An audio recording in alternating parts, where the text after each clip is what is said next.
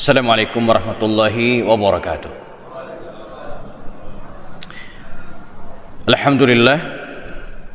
Alhamdulillahi rabbil alamin. Wa bihi nasta'in ala umur dunya waddin. Asyhadu an la ilaha illallah. Asyhadu anna Muhammadan abduhu wa rasuluhu la nabiyya ba'dah.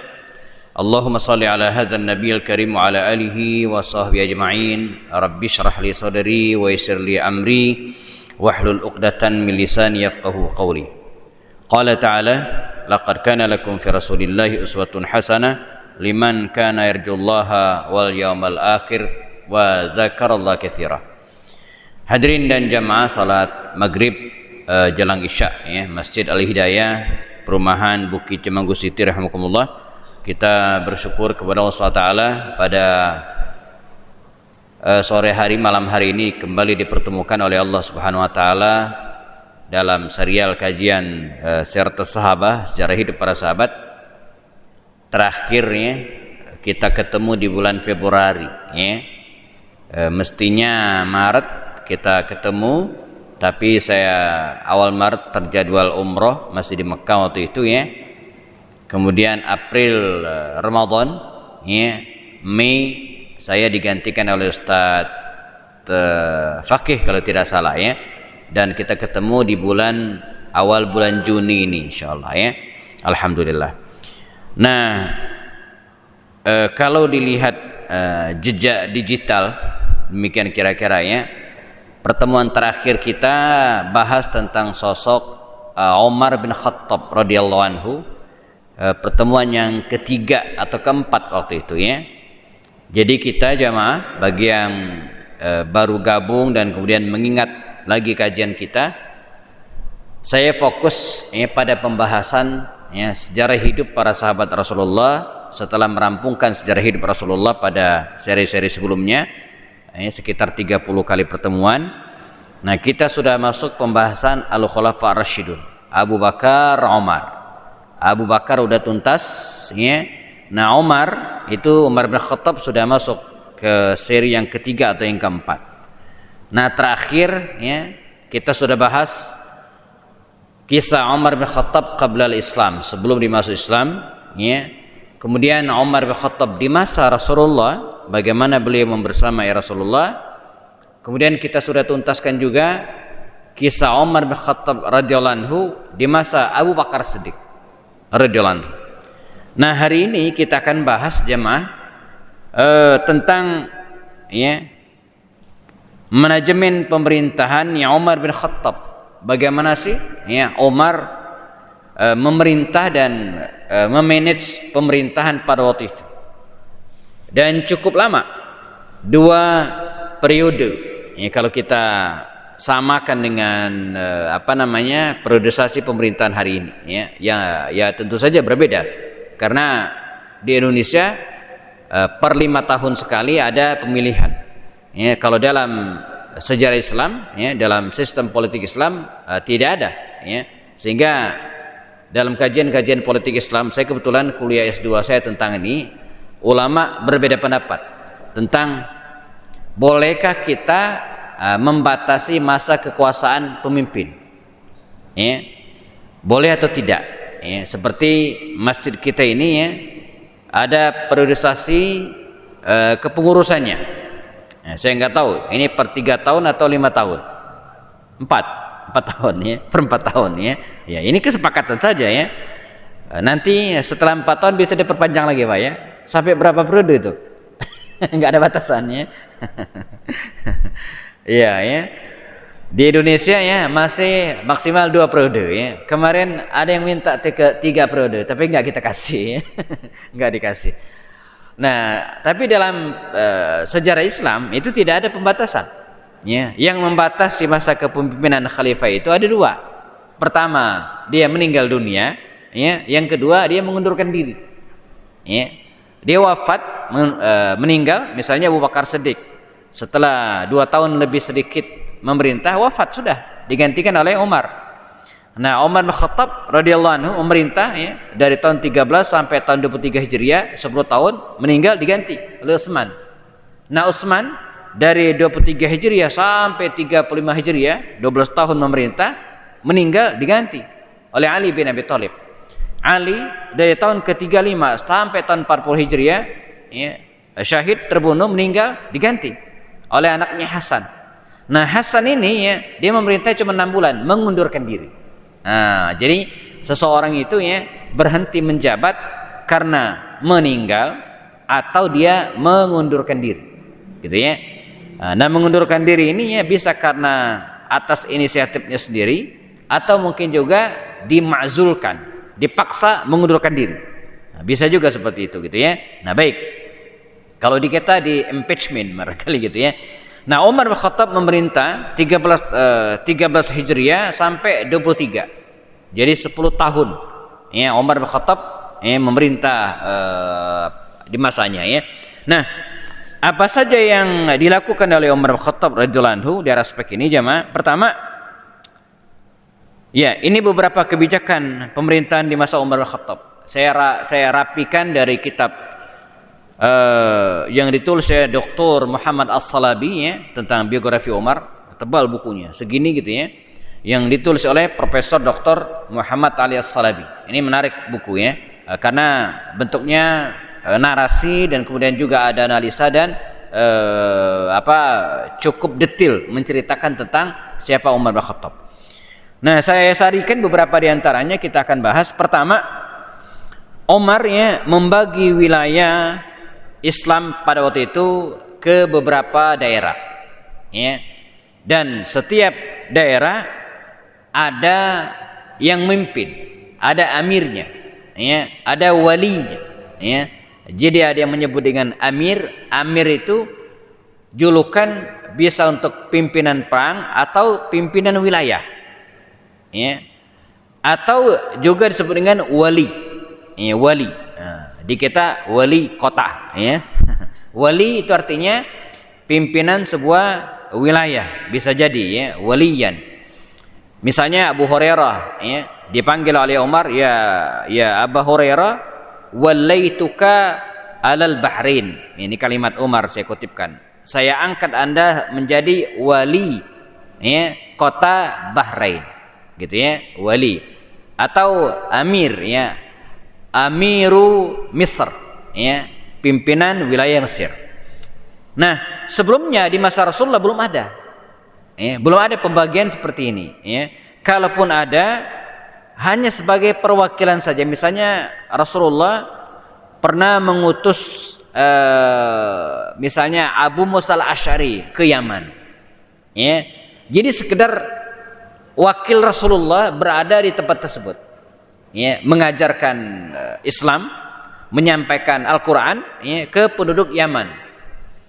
Atau misalnya Rasulullah juga pernah mengutus Abu Hurairah tadi ke Bahrain, tapi hanya sekedar wakil Rasulullah.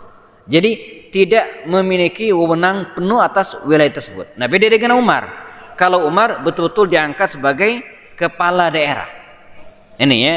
Kemudian yang ketiga, kebijakan pemerintahan Umar juga mencatat harta kepemilikan calon pejabat baik sebelum atau setelah menjabat, ya.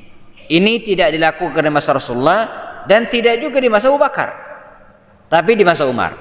Nah, jadi sebelum seseorang diberikan amanah, ya, untuk menjabat suatu amanah, bisa jadi panglima perang, bisa jadi kepala daerah, Umar mencatat kekayaan orang tersebut, ya. Yang dicatat sejarah misalnya Abu Hurairah dan Khalid bin Walid. Jadi sebelum Umar, ya, memberangkatkan Abu Hurairah ke Bahrain, itu dicatat hartanya, ya. Jadi kata Umar bin Khattab, ya Abu Hurairah, ya, saya persilakan Aslam, ya, stafnya, ya Aslam, catat kekayaan Abu Hurairah. Nanti setelah dia berhenti menjabat, digantikan oleh yang lain, dihitung lagi itu Pak, kekayaan pejabat tersebut, ya. Kalau pertambahannya ekstrim, ya, jadi banyak banget nambahnya setelah dia menjabat, oleh Umar diambil, dia dimasukkan ke kas negara. Ini yang dilakukan kepada Khalid bin Walid itu ketika menjabat gubernur atau wali kota Qinisrin, sebuah wilayah di daerah Syam. Dicatat oleh riwayat kekayaan Khalid waktu itu sekitar 60.000 dinar. Demikian dicatat riwayat, 60.000 dinar. Ya, nggak tahu kalau sekarang mungkin ya tinggal dikalikan dengan harga seekor kambing lah ya. Jadi dari dulu sampai sekarang harga kambing itu kira-kira 1 dinar. Ya, mungkin 3 juta 4 juta. Nah, setelah dia menjabat, setelah diberhentikan oleh Umar, dihitung lagi, Pak. Ternyata kekayaan Khalid nambah menjadi 80.000 dinar. Yang 20 itu diambil oleh Umar, dimasukkan ke kas negara, dikembalikan ke sedia kala. Saya nggak kebayang ya konsep atau sistem seperti ini ya, kebijakan seperti ini ya, kalau kita terapkan di Indonesia, apakah bisa mengurangi minat para pejabat untuk korupsi atau tidak? Ya, barangkali bisa gitu ya. Di mana kita temukan hari ini para pejabat baru setahun menjabat, kekayaannya sudah berlipat-lipat. Nah, ini masalah gitu ya. Nah, baik, ini kebijakan Umar dan ini diterapkan untuk semua tanpa pilih kasih, Pak. Siapapun, termasuk kepada Abu Hurairah yang tidak punya duit tadi itu gitu ya. Baik, yang berikutnya adalah melarang pejabat berbisnis.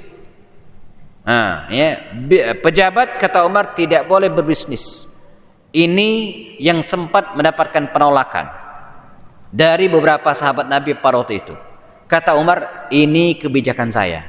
Kalau Anda setuju silakan, kalau enggak tinggalkan. Jadi kalau Anda setuju, teruskan, Anda menjabat menjadi kepala daerah. Kalau tidak setuju karena pengen berbisnis, ya tinggalkan, kita ganti dengan yang lain. Jadi ini sikap keras dan tegas seorang Umar. Kata Abu Hurairah, apa salahnya seorang pejabat berbisnis? Kata Umar, ya tidak ada yang salah, tapi saya khawatir dia tidak bisa adil. Terjadi kalau bahasa sekarang mungkin semacam conflict of interest. Ada keterikatan tertentu bagi usahanya. Maka kata Umar, kalau Anda pengen bisnis tinggal ke jabatan. Kalau Anda pengen menjabat, nah kami siapkan gaji yang cukup gitu kan, dan tinggalkan bisnis. Ini pun diberlakukan untuk semua, termasuk kepada Sa'ad bin Abi Waqqas yang pernah menjabat sebagai gubernur Basra pada masanya dan Kufah pada masanya ya. Baik. Melarang pejabat hidup mewah. Bahkan dianjurkan hidup sederhana. Dan ini dimulai dari diri Umar bin Khattab sendiri. Jadi kata Umar, kalau Anda pengen hidup mewah, silakan, tapi jangan jadi pejabat. Mengapa demikian? Sebab kalau Anda jadi pejabat dan bergaya hidup mewah, ini akan menjadi sorotan masyarakat. Bisa menimbulkan fitnah bagi masyarakat, walaupun itu duitnya sendiri. Maka terkenal sekali kisah Sa'ad bin Abi Waqqas yang pernah membuat rumah bagus, kalau nggak salah di Kufah atau di Basrah pada waktu itu, dan dilaporkan kepada Umar. Umar, itu gubernurmu Sa'ad bin Abi Waqqas itu bikin rumah bagus, 2 lantai, ada balkon, ada pos satpamnya, kana lahu harisan, ada penjaganya, begitu kira-kira ya, diilustrasikan dalam riwayat. Maka Umar segera mengirimkan utusan. Kata Umar, ya Sa'ad, robohkan istanamu. Disebut istana, robohkan istanamu, atau engkau berhenti sebagai kepala daerah Basra. Pilih 2, berhenti jadi gubernur atau robohkan istanamu.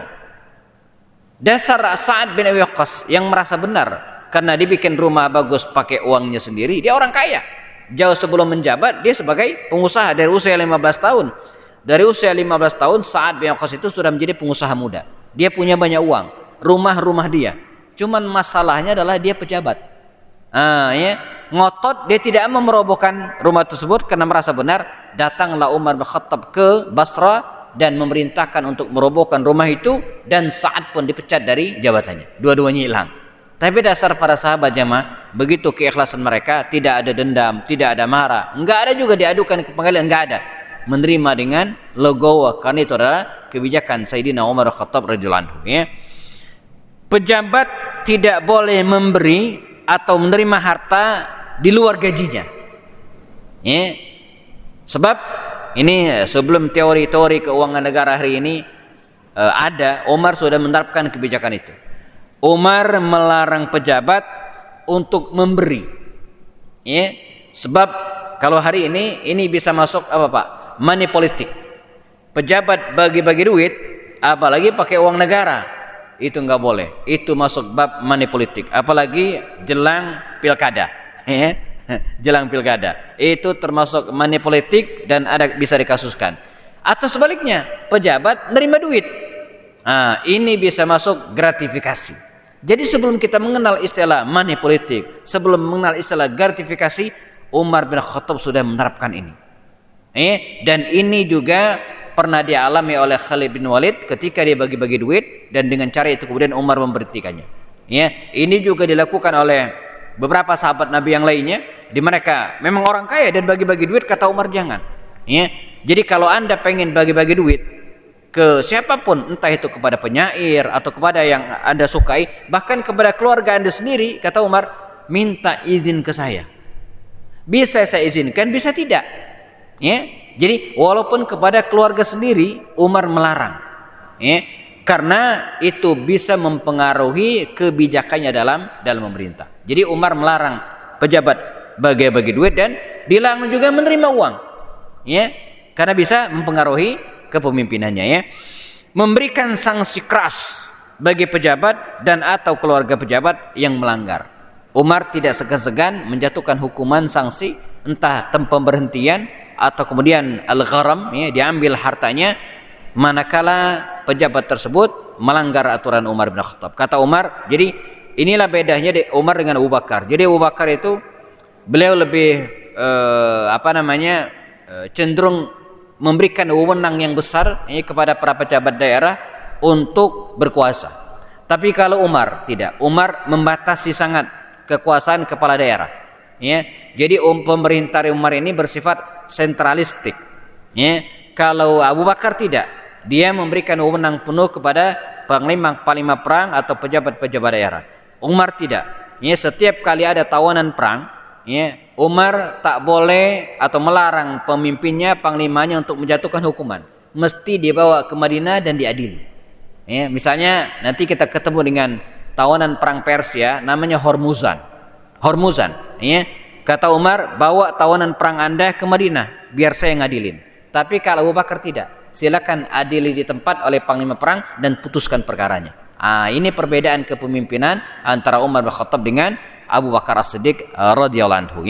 Dan semua ini jamaah diterapkan oleh Umar tanpa pandang bulu, tidak pilih kasih, dan beliau memulai dari dirinya sendiri.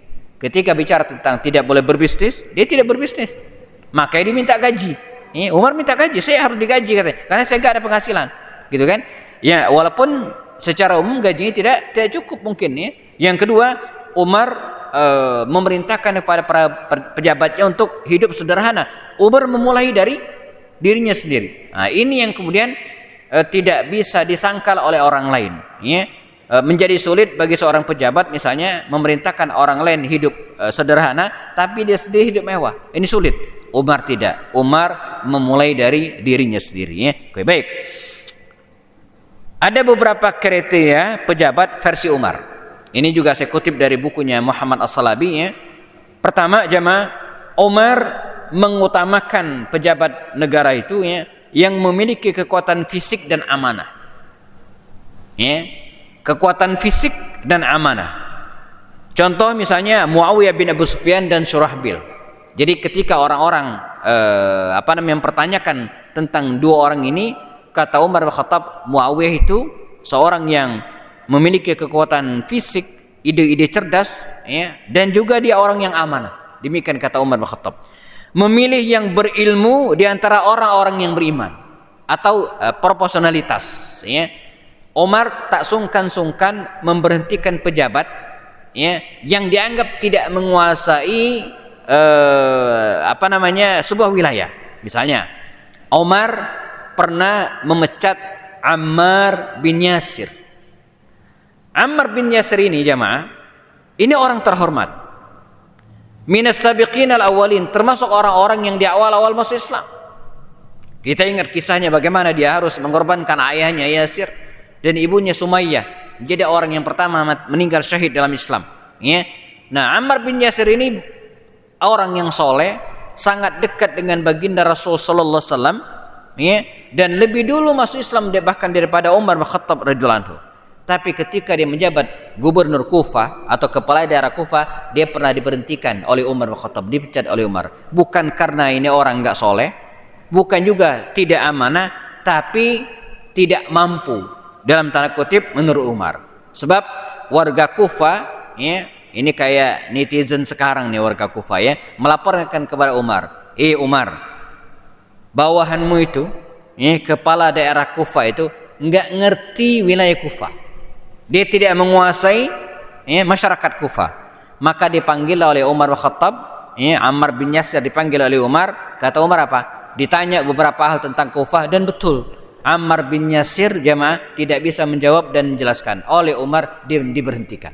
Ini bukan masalah soleh tidak soleh, tapi masalah profesionalitas. Dia tidak menguasai, ya, apa yang harus dia pimpin, ya. Tidak mengangkat pejabat dari keluarga, ya, mana tadi? Oh ya, ya, menguasai pekerjaan atau sudah. Tidak mengangkat pejabat dari keluarga dan kerabat. Ya, jadi selama 10 tahun Umar memerintah, tak satu pun, ya, kerabatnya, entah itu anaknya, entah itu mantunya, gitu kan, tidak ada yang menjadi pejabat. Bahkan ada kisah tentang Abdullah bin Umar, ini anaknya, ya, anaknya. Atau kemudian ada Sa'id bin Zaid, ini iparnya. Saya kasihkan 2 contoh ini, ya. Adalah orang yang soleh, ya. Bahkan Sa'id bin Zaid ini jamaah satu di antara sahabat Nabi yang dijamin surga, ya. Tapi oleh Umar tidak pernah diberikan jabatan. Bahkan ketika Umar akan meninggal dunia, nanti kita akan ceritakan kisahnya di ujungnya. Ketika Umar akan meninggal dunia jamaah, Umar mengumpulkan para sahabatnya dan dibentuklah tim formatur. Ada 6 orang ditunjuk oleh Umar bin Khattab, dan ke-6 orang ini, ya, 6 orang ini adalah al-mubasysyaruna bil jannah. 6 di antara 10 sahabat jamin surga. Jadi ada 10 sahabat yang diberitakan oleh Rasul akan masuk surga, ya. Nah, 10 sahabat Nabi ini adalah Abu Bakar sudah meninggal, Umar, ya, sedang menjabat dan akan meninggal dunia, satu lagi Abu Ubaidah bin Jarrah sudah wafat. Jadi waktu itu di antara 10 sahabat jamin surga, ketika Umar akan meninggal dunia, ada 7 orang lagi yang masih hidup. Tapi oleh Umar, ya, yang ditunjuk menjadi tim formatur yang akan memilih pemimpin setelahnya itu cuma 6, satu enggak. Ya, jadi 6 ini ditunjuk oleh Umar. Mereka adalah Abdurrahman bin Auf, Zubair bin Awam, Talha bin Ubaidillah, Sa'ad bin Waqqas, Ali bin Abi Thalib, dan Utsman bin Affan. 6 orang ini, ya, ditunjuk oleh Umar. Kalian rapat kalau saya meninggal dunia dan pilih pemimpin setelah saya. Satu enggak ditunjuk oleh Umar, padahal termasuk sahabat Nabi jamin surga. Siapa dia? Sa'id bin Zaid. Kenapa tidak ditunjuk oleh Umar? Bukan karena kurang soleh, bukan karena kurang mulia, tapi karena iparnya Umar. Justru iparnya sendiri tidak dimasukkan dalam tim yang akan menggodok siapa pemimpin setelah Umar bin Khattab radhiyallahu anhu. Ya, karena Sa'id bin Zaid ini menikah dengan adiknya Umar. Persis Fatimah bintil Khattab itu adalah istri dari Sa'id bin Zaid. Demikian juga dengan Abdullah bin Umar. Ya, orang-orang pun mengatakan, ya Umar, enggak usah repot-repot. Ya, Anda tunjuk putra Anda sendiri Abdullah sebagai khalifah pengganti Anda, kita setuju semua, enggak ada yang nolak. Enggak, kata Umar, cukup satu Umar saja. Jadi Umar sangat mengantisipasi di antara pejabatnya. Dia tidak ingin satu orang pun, ya, diangkat menjadi pemimpin atau pejabat. Mengangkat pejabat dari kaumnya. Nah, ini juga kebijakan Umar bin Khattab. Ya, Umar mengangkat Jabir bin Abdullah Al-Bajali, sebagai kepala pasukan Al-Bajlah, karena dari kampungnya. Salman Al-Farisi diangkat sebagai gubernur Madain di Persia. Mengapa? Karena Salman ini orang Persia. Ya. Jadi kepala daerah dipimpin oleh orangnya sendiri, ya, dikembalikan ke kampungnya. Salman itu orang Persia. Maka ketika Persia dikuasai oleh kaum muslimin di masa Umar, maka Umar, ya, nyuruh Salman ini disuruh balik kampung, pulang kampung, ya, menjadi gubernur di wilayahnya. Ya. Ada juga misalnya Nafi' bin Haris, ya, ini orang Makkah asli. Ketika hijrah ke Madinah dan sudah kemana-mana, oleh Umar di recall, suruh pulang. Kata Umar, ya Nafi' pulang, ente pulang ke Mekah dan jadi wali kota Mekah, ya, karena dia orang asli Mekah. Ada juga namanya Utsman bin Abil As, ya, ini orang Taif, ya, di masa Rasulullah SAW dia masuk Islam, kemudian sempat hijrah ke Madinah, dan seterusnya oleh Umar dikembalikan lagi. Kata Umar kepada Utsman bin Abil As, Anda kembali ke Taif dan jadi kepala daerah Taif. Ini diantara beberapa kebijakan dari Umar bin Khattab, ya. Mengapa Umar mengembalikan seseorang ke daerahnya untuk menjadi kepala daerah? Karena kata Umar, seseorang itu akan tahu persis kebiasaan-kebiasaan masyarakatnya, dan dia harus memimpin sesuai dengan kebiasaan masyarakat tersebut. Ya, ini saya kira menjadi salah satu perhatian kita bersama, bagaimana Umar mengangkat kepala daerah dari asal daerah tersebut, ya. Baik. Nah, ini beberapa contoh kepala daerah di masa Umar, jazakumullah, ya. Makkah, ya, tadi sempat dipimpin oleh Muhris dan Harisa bin Harisa, lalu kemudian terakhir ini tadi ada Nafi' bin al-Haris al-Khuzai dari kabilah al-Khuza'ah. Kemudian Madinah, ini ada beberapa orang yang sempat menjadi pejabat, di antara adalah Zaid bin Thabit, ya. Kemudian Taif, ya, tadi ada Utsman bin Talha, sempat juga digantikan oleh Sufyan bin Abdullah As-Saqafi, dua-duanya orang Taif, ya, baik Utsman bin Abil As ataupun Sufyan bin Abdullah As-Saqafi, ya. Jadi Sufyan bin Abdullah As-Saqafi ini orang Taif. Dia pernah datang kepada baginda Rasulullah SAW dalam riwayat, ya Rasulullah, ya, tunjukkan kepadaku satu kalimat yang tidak perlu saya bertanya kepada orang lain setelahmu lagi. Ya, maka kata Rasul, qul amantu billah tsumma istaqim. Jadi hadis tentang istiqamah itu diriwayatkan oleh Sufyan, ya, bin Abdullah As-Saqafi dari Taif. Dia pernah menjabat kepala daerah Taif di masa Umar. Nah, di daerah Yaman, ya, ada Ya'la bin Umayyah, ada Abu Rabi' al-Makhzumi. Nah, ini memang bukan orang Yaman, ya, orang Mekah, tapi diberdayakan oleh Umar ke Yaman. Nah, Bahrain ini banyak sekali, ada beberapa kepala daerah, termasuk diantaranya Abu Hurairah. Abu Hurairah itu pernah diangkat oleh Umar bin Khattab menjadi kepala daerah Bahrain, dan dia sempat kaget karena apalah arti seorang marbot, ya, pengurus masjid begitu kira-kira, tidak punya rumah, tapi oleh Umar diangkat menjadi seorang gubernur di daerah Bahrain, ya. Kemudian ada lagi Mesir, yang Amr bin As. Amr bin As ini bukan orang Mesir, tapi dialah yang menaklukkan Mesir, ya. Jadi Amr bin As ini ceritanya panjang, tapi pada intinya kita mungkin pernah singgung pada pertemuan sebelumnya. Setelah Umar berhasil menaklukkan wilayah Palestina, maka Amr bin As mengatakan kepada Umar, ya Umar, ya, sekalian saja kita membebaskan Mesir. Maka Umar langsung menunjuk Amr bin As untuk membebaskan Mesir.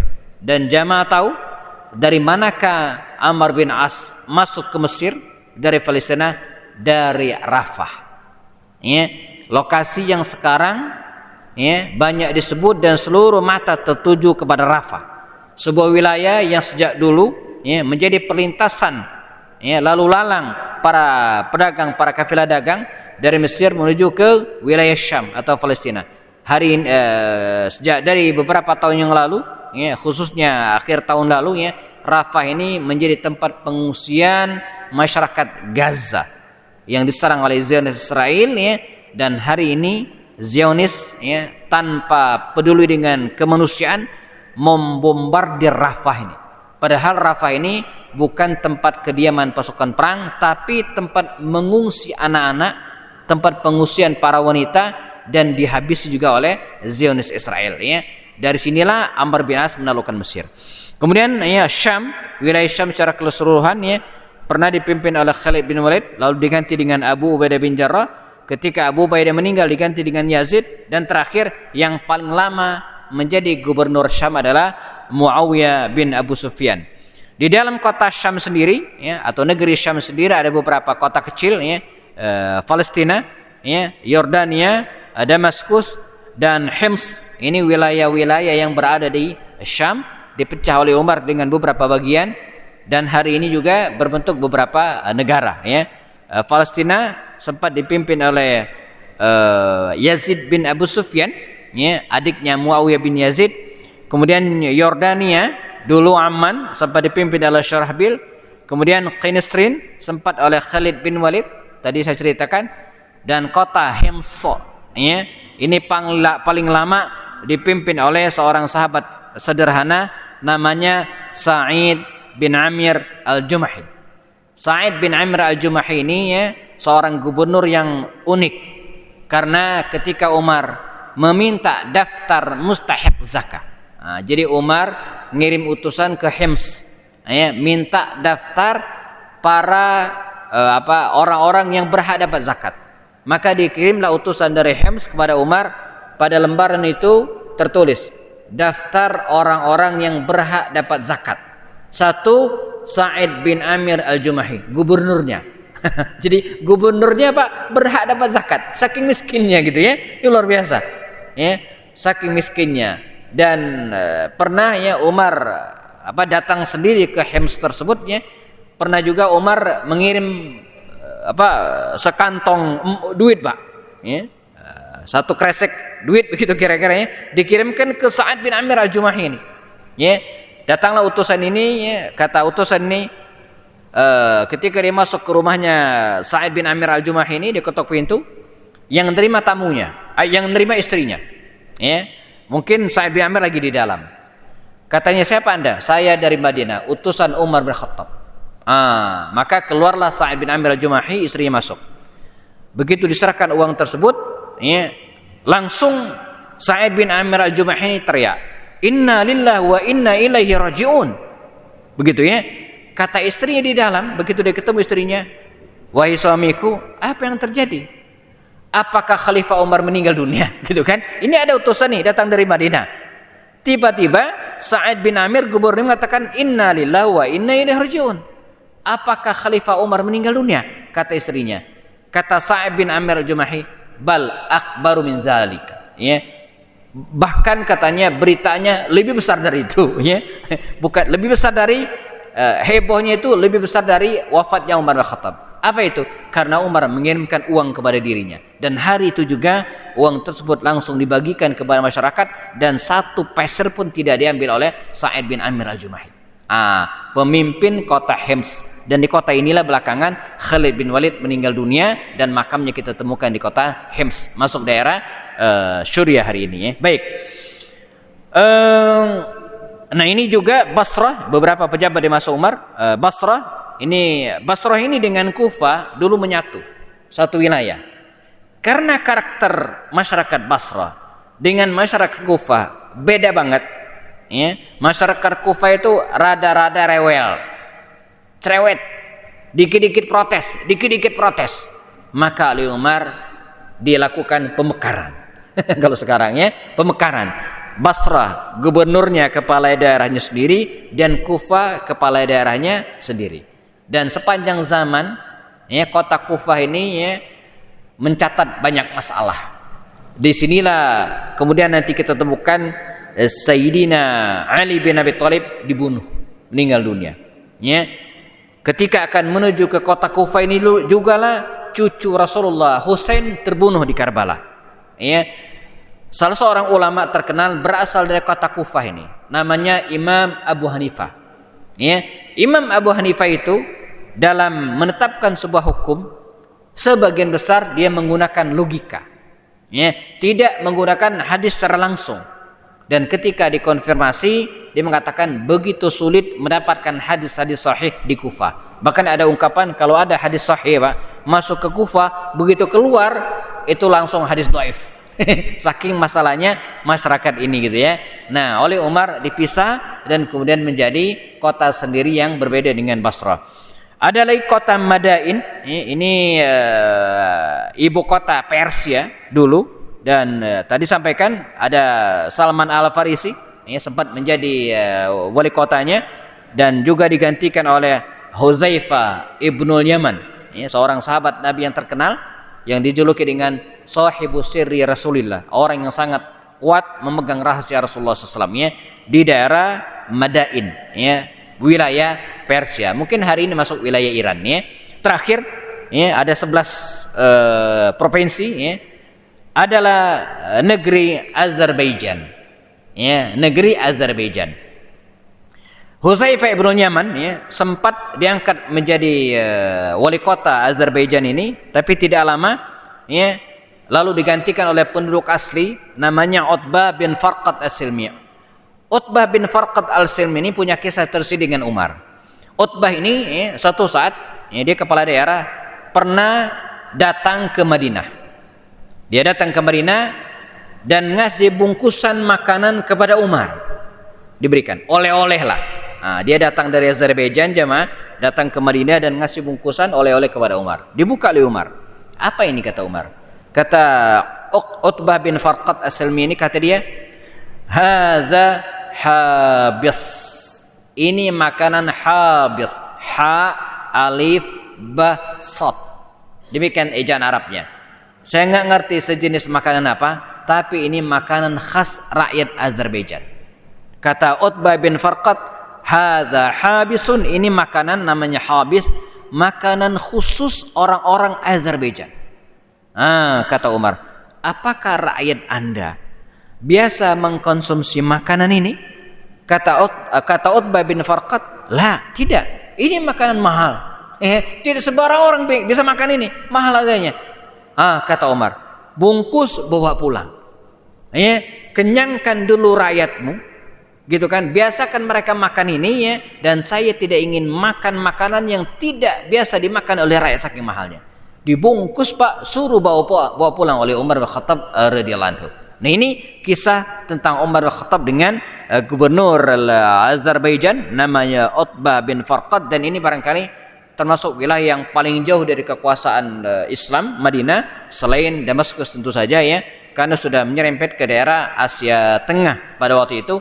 Dan wallahu alam ada informasi mengatakan dari wilayah ini juga nanti Islam masuk ke wilayah Asia Tengah termasuk Uzbekistan ya, dan nanti ada seorang sahabat Nabi yang masuk ke Uzbekistan ini dan makamnya hari ini kita temukan di daerah Uzbekistan, ada namanya Qutsam bin Abbas bin Abdul Muttalib ya, itu dari masa Sayyidina Umar bin Khattab radhiyallahu anhu ya.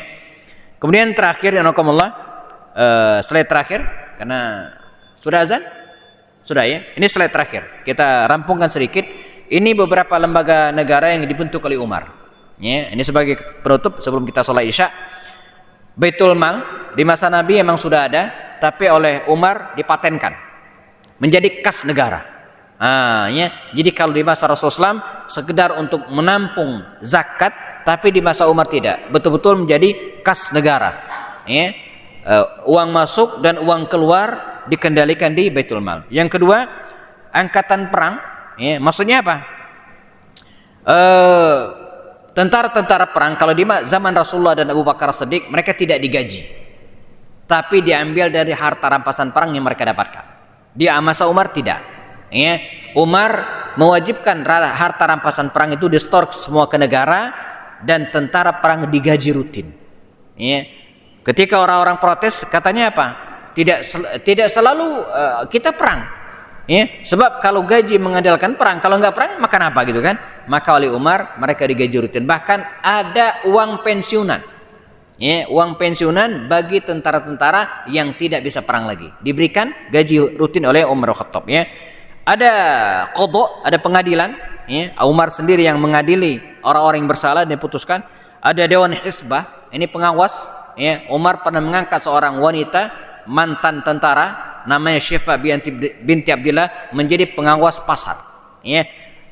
Penanggalan Hijriah yang kita kenal hari ini, nah, itu juga dimulai secara resmi ya, di masa Umar bin Khattab. Beliau yang menetapkan bahwa penanggalan hijrah dimulai dari hijrah Rasulullah, dimulai bulan Muharram, dan dimulai pada waktu itu sampai sekarang.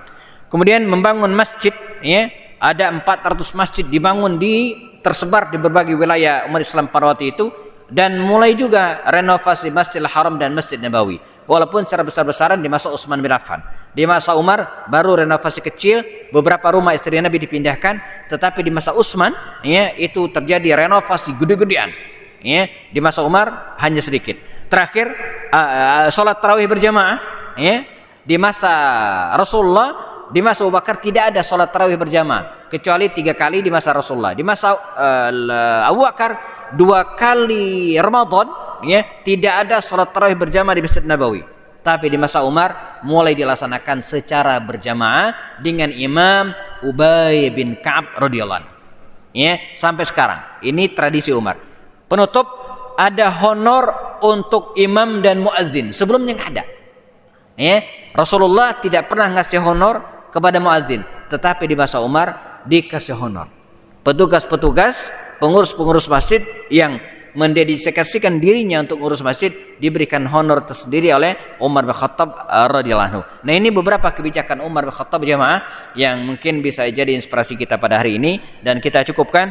Insyaallah pada pertemuan depan kita akan bahas penutup, ya, akhir hayat Umar bin Khattab, termasuk juga bagaimana, ya, proses pergantian kepemimpinan setelah wafatnya Sayyidina Umar bin Khattab radhiyallahu anhu.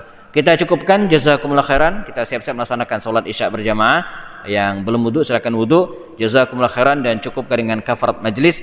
Subhanakallahumma wa bihamdika asyhadu an la ilaha illa anta astaghfiruka wa atubu ilaik. Wassalamualaikum warahmatullahi taala wabarakatuh.